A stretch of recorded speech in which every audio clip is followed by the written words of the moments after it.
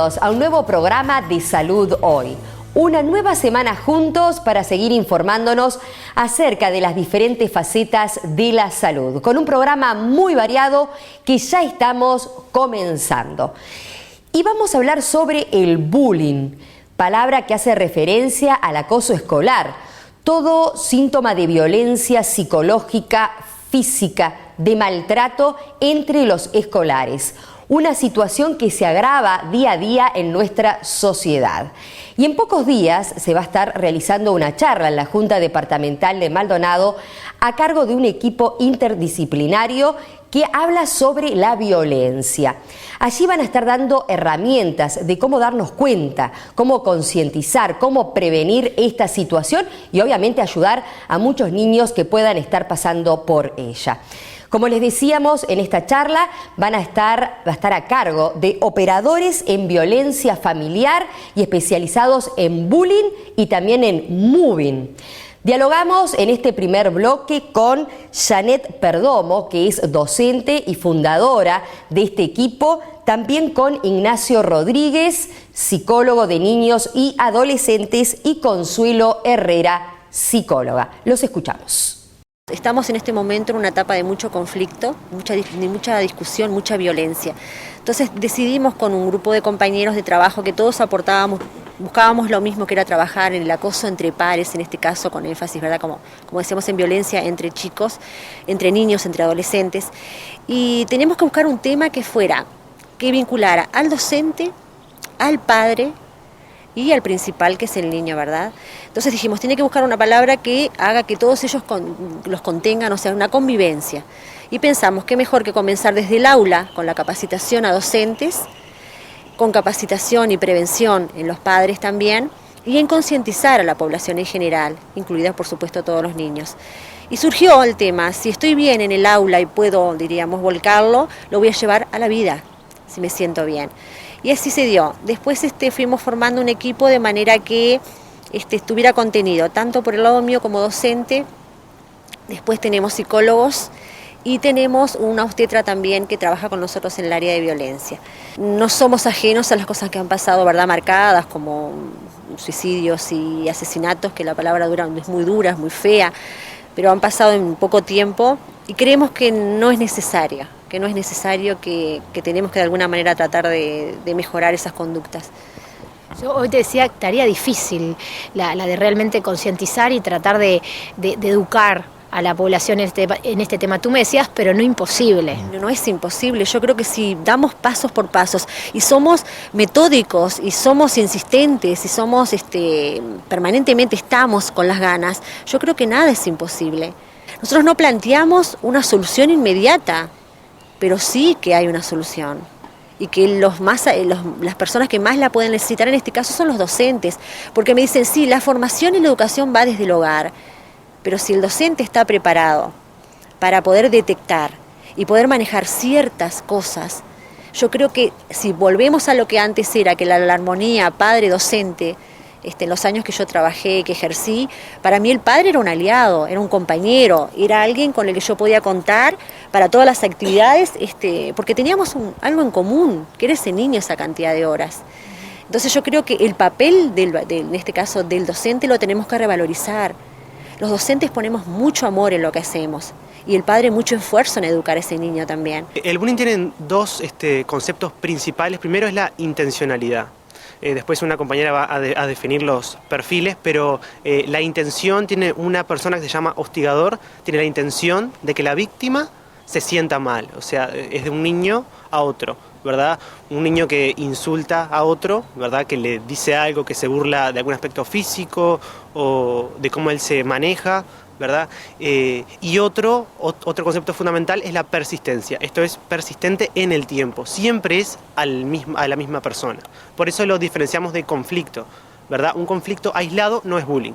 Hay que tratarlo y ver cómo hacer para que se solucione, pero es un conflicto aislado que empezó y terminó. El bullying es persistente, es siempre al mismo niño, siempre. Yo recién te preguntaba anteriormente, ¿cómo es que llegan a ti? ¿Llegan a través del pediatra, a través de quién te deriva, justamente quién detecta que hay una situación diferente o que hay que trabajar y es donde tú empezás tu tarea?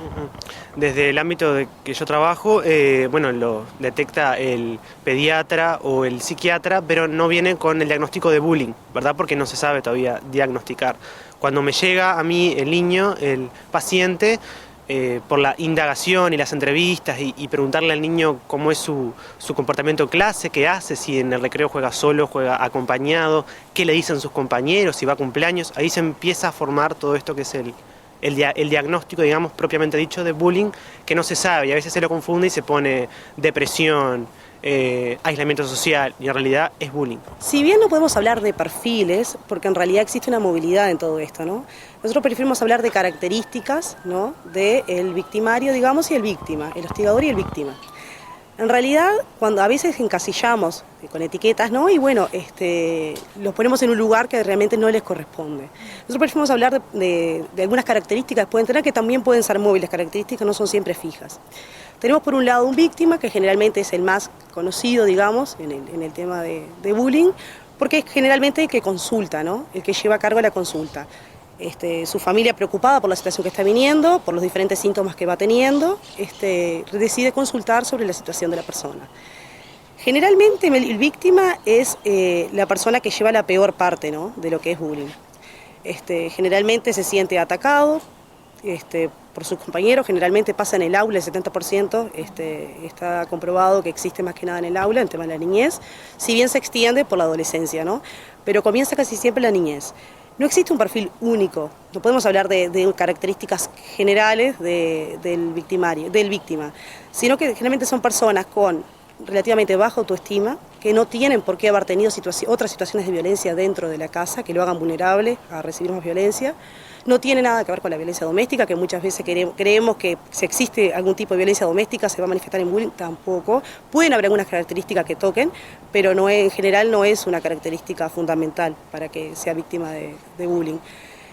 Es una persona que generalmente cuando se siente atacado tiende como a bajar su autoestima y como bueno a ceder y a permitir que se siga dando esta situación de hostigamiento general.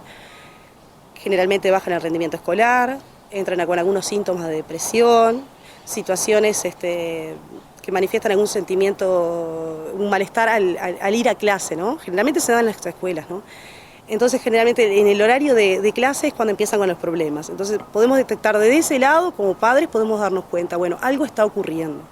Muchas veces, bueno, no hay feeling con el docente o se siente mal con algún compañerito. Muchas veces pasa esto, que en el horario en que el niño tiene que asistir a clase, por ejemplo, manifiesta dolores abdominales, dolores de cabeza, malestar, nerviosismo, ansiedad, algún tipo de angustia, eso por el lado del víctima, digamos. Generalmente el victimario, el hostigador, es una persona que persiste en el hecho de dañar al otro, siente algún tipo de placer en el dañar al otro. Cuando el otro está mal, se siente mal por el tema del bullying, eso le hace mejorar su autoestima, sentirse mejor consigo mismo y como que le da hincapié para seguir maltratando al otro. ¿Eso sí tiene que ver con algo quizás de la casa, algo que recibió de más chico? Generalmente la sociedad está un poco agresiva, ¿no?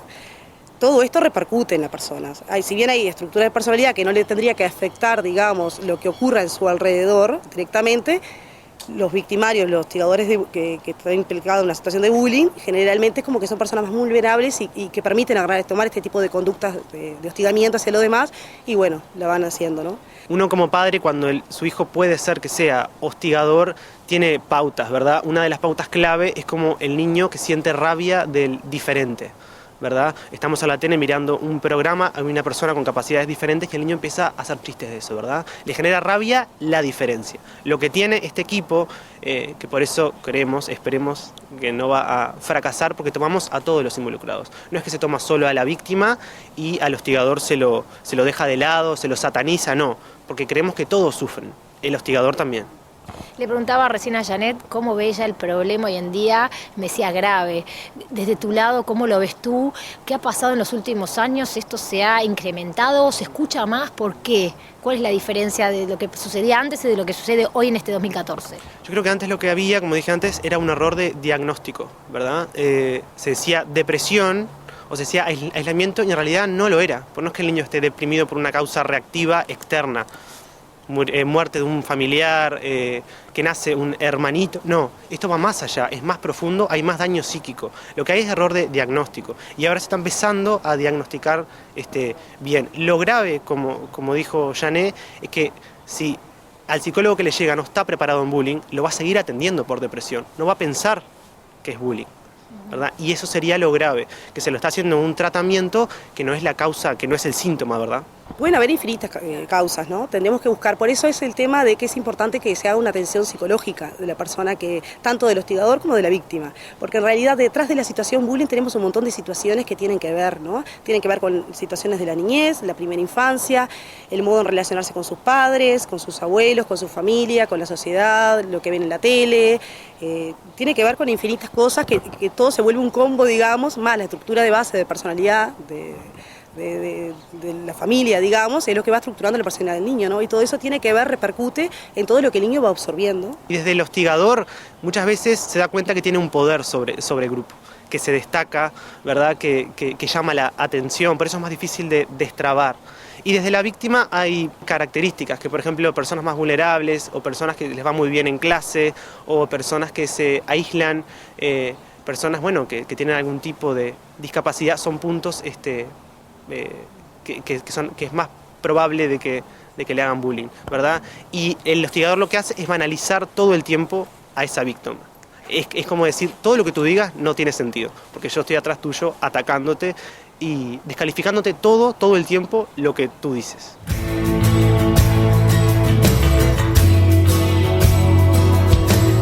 Hacemos una pausa y ya regresamos con más Salud Hoy. En el próximo bloque continuamos hablando del bullying.